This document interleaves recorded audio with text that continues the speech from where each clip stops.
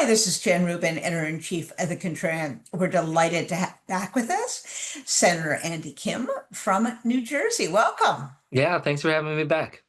It is always a pleasure. We are past the 2-week mark in the shutdown. Where are we? Well, look, where we're at right now is the fact that this administration and leaders in Republicans and leaders in Congress are refusing to negotiate, refusing to do anything that resembles governance. I mean, I'm still here in DC, right by the Capitol. Speaker Johnson and the House Republicans, they're just continuing to take a paid vacation, even though our civil servants, our public servants are not getting paid and they're showing up to work. I mean, these House Republicans are not even doing their job. So I hope the American people see this, just the abdication of leadership, the abdication of governance. And frankly, what it really shows is that, we do not have three functioning branches of government right now.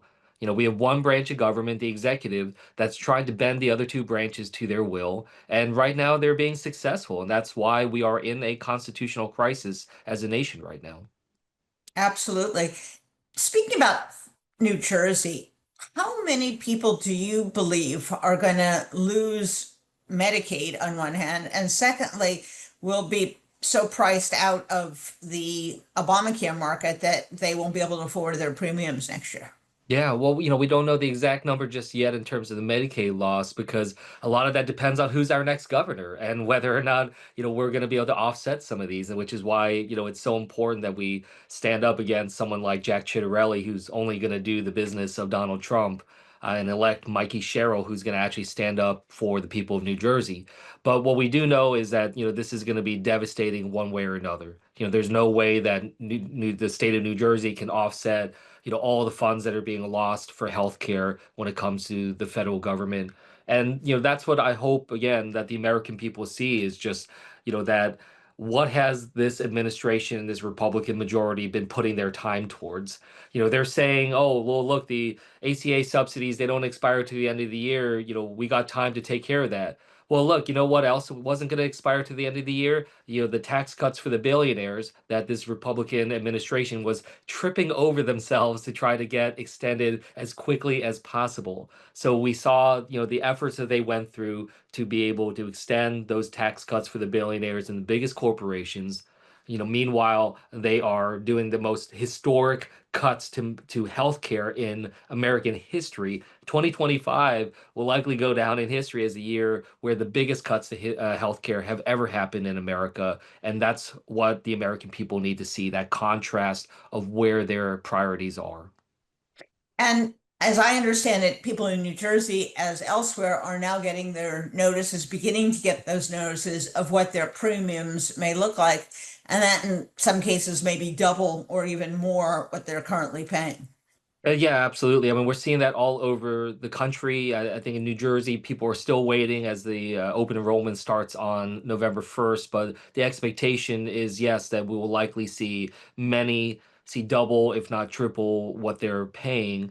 I talked with a number of people so scared about this in terms of this one woman, Lucinda, was telling me that, she just can't afford it. She just will not be able to afford healthcare at that point. Other parents that I've heard from talking about just the concerns that they have for the care for their kids. And so it just, it's really sad, and it's important for us to make sure we're grounding this, in the people, because it's easy to get caught up when you're looking at the news of a shutdown to make it seem like it's some battle between the leaders of political parties, or it's a tug of war between, just the politics, but it's not. It's about the people that are really struggling, the people that are calling my office telling me that they're terrified about what comes next. They're feeling so much anxiety right now about just how hard their lives are. That's what this has to be about. Meanwhile, Donald Trump seems to put no limit on the amount he wants to make personally off this presidency. Whether it's the crypto area, whether it's marketing his facilities, whether it's doing ads for cologne. There seems to be no end to it. You've been I talking saw he was about like this. selling watches now. Isn't that what's like? I was just like, Yeah, what is going on? there's no bottom. What you have a obviously a background in first of all in public service in general and in law enforcement and the legal realm in particular. How extraordinary is this? People like to say, well, all politicians are crooks, but first of all, that's not right. And secondly, the amount that Donald Trump is hauling in is really extraordinary. Yeah, there are a couple of things here that I just find unprecedented and so dangerous. I mean, first and foremost, just the level of profiteering off of the Oval Office. I've been saying this lately to a lot of people. Like, Donald Trump has made billions of dollars since January 20th. How much has your family made since then? It's just so clear that he is somebody that's just in it for a grift. And like, look, in Jersey, like we know mob boss tactics. We know just the approach that people are taking when they're just in it for the gain, in it for the profiteering. So that's one aspect of it that's so dangerous, and you see how it impacts and influences his policies. Where he's putting his energy, what trips he's taking abroad, and what his family can be able to get in terms of kickbacks, whether that's golf courses or crypto investments. The other aspect, though, that really needs to see seen as two sides of the same coin is he is now weaponizing taxpayer dollars for his own personal benefit or personal political vendettas. This is something that I we see in New Jersey, for instance, when he's says he's terminating funds for the Gateway Tunnel project, a project of national importance. Our national economy would take such a huge hit if we have disruptions to the train service in the Northeast Corridor. Uh, Everyone knows that. And this is going to impact the lives of so many New Jersey and so many people in my state, including Republicans and independents. But because of his own personal vendetta against Chuck Schumer, Hakeem Jeffries, and other political leaders, me and Corey, he's going after this funding. And I talked to a woman in New Jersey about this. She's an independent voter, and I was asking her her thoughts on this. And I asked her, what would you want to say to Donald Trump if you could? And she said, I would want to remind him and say, this is our money. This is the American people's money. This is not, Donald Trump's personal bank account or a slush fund. I mean, you see it even with, his sending the funds out to Argentina, right? Like he could basically fund ACA subsidies for an entire year for the amount of money that he's sending over to Argentina. And not only that, but he told the people of Argentina, he says that this money is contingent on, the president's party getting, being successful in the upcoming election. I mean, he's literally trying to influence the elections of other countries, saying that we'll turn off the spigot of America, unless you do what we want you to do. I mean, like that's the level again of mob boss tactics that is just absolutely unacceptable on so many fronts, using the American taxpayer dollars as a means for him to be able to weaponize and engage in political retribution against his so-called enemies. It does seem that they're rather shameless about it. You hear officials say, we're going to use this to hurt Democrats. We're going to cut Democratic programs as if Republicans don't benefit. There seems to be no effort whatsoever to make Donald Trump the president of the American people. He seems to be simply head of one party, which really does damage to the presidency. Are Republicans at all concerned about this? That if this is the new normal, what happens to them? And what happens to Republicans who live in blue states and blue cities who are being harmed by this?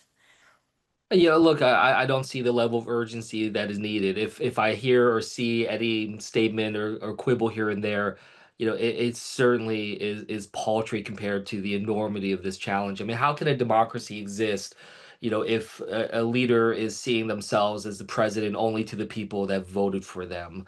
When we passed, I helped pass the bipartisan infrastructure law. There's a lot of opposition to that on the Republican side, but those congressional districts and states are continuing to get support for infrastructure because it would be shameful, literally shameful, if we said, oh, well, you didn't vote for it, so you don't get anything. Your people are going to suffer because of that. Even with the ACA, I mean, the bulk, a majority of the people who would benefit from the ACA subsidies are in so-called red states, right? That voted for Yes. Trump. That's okay. Like I'm not trying to just think about, like how can I benefit my political party and supporters. In fact, that would be wrong because I swear an oath to serve the Constitution.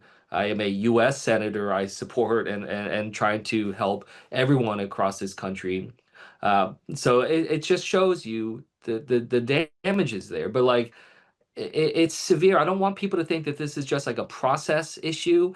Like it is literally the crippling of our democracy, if we allow elected leaders to just basically turn our country into a giant patronage network that is just about supporting their own supporters. I mean, even what we see with TikTok. They're trying to sell TikTok, and the people they have lined up for that are all of Trump's best friends. Same thing with this White House ballroom having dinner. And if you look at the companies and the people that showed up to that dinner, you know what interest they have before the president. You know this is a conflict of interest. They should not be allowed to be able to do this.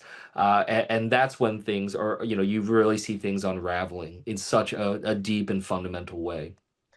Well, back to your original point, which is the two other branches right now are not doing their job because your friends on the other side of the aisle, who have the job of oversight, investigation, power Yeah. of the purse, are not doing their job. And the Supreme Court, frankly, has made this all worse. And frankly, has made it very hard to prosecute bribery as a crime. So we have our work cut out for us as a people. Final question for you. The president has said that people who are planning on peacefully turning out and exercising their First Amendment rights tomorrow are pro-Hamas or Antifa or terrorists. What's your response to that? Well, look, it is again a fundamental attack upon our Constitution. So, in the same way that Donald Trump is coming after the other two branches of government, he's coming after the media. They're, what they're doing in terms of gutting out and hollowing out the press corps at the Pentagon. What we see right now in terms of this attack upon being to peacefully protest, and I've heard, like I think down in Texas, they're planning to move some of the National Guard towards where the protests were happening. I mean, like, as someone who worked at the Pentagon before, worked in national security, worked with alongside our military should be a symbol of security, not of threats against the American people. And this is so dangerous, so many fronts. So I hope people get out there. I hope people, follow through, be peaceful. Do not give them any reason to say otherwise. They are actually trying to incite violence. That's what we're seeing in Portland and in Chicago. Stephen Miller wants people to take the bait and cause disturbance so that he can then say, oh, this is a riot, this is an insurrection, so therefore we can suspend habeas corpus. Like, that's the plan. Like, let's not give in to him on that front. The other thing I just want to mention, just because it's so alarming, you talked about the Supreme Court.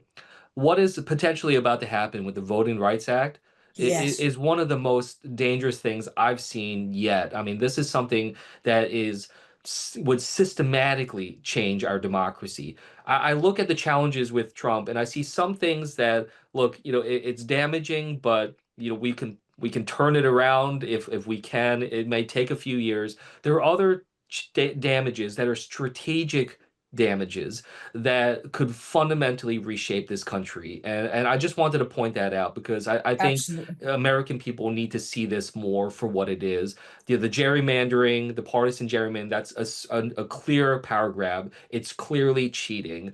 Being able to have the Voting Rights Act overturned on top of that would be just an absolute an absolute catastrophe for our democracy. So, these are the things that people need to pay attention to. So I say, please have your voice heard. But what's most important in this democracy right now is about sustained attention. So yes, we need to get people's attention through these protests. this weekend. But please do not think that you've done your part. There's responsibilities for citizens, not just on election day, but every day. And we need to find a way to sustain this attention in order for us to build the kind of movement needed right now to be able to overcome and fight back against so much of the damages to our country right now. Thank you so much, Senator. And to your earlier point, we have elections this year, folks. In just a couple weeks, New Jersey, Virginia, and Pennsylvania, where there's a very important race for retention of Supreme Court justices. So get out in March where you're yellow and be peaceful. And then if you're in one of those states, remember to vote. So thank you as always, Senator. We'll look forward to having you back soon. Thanks again.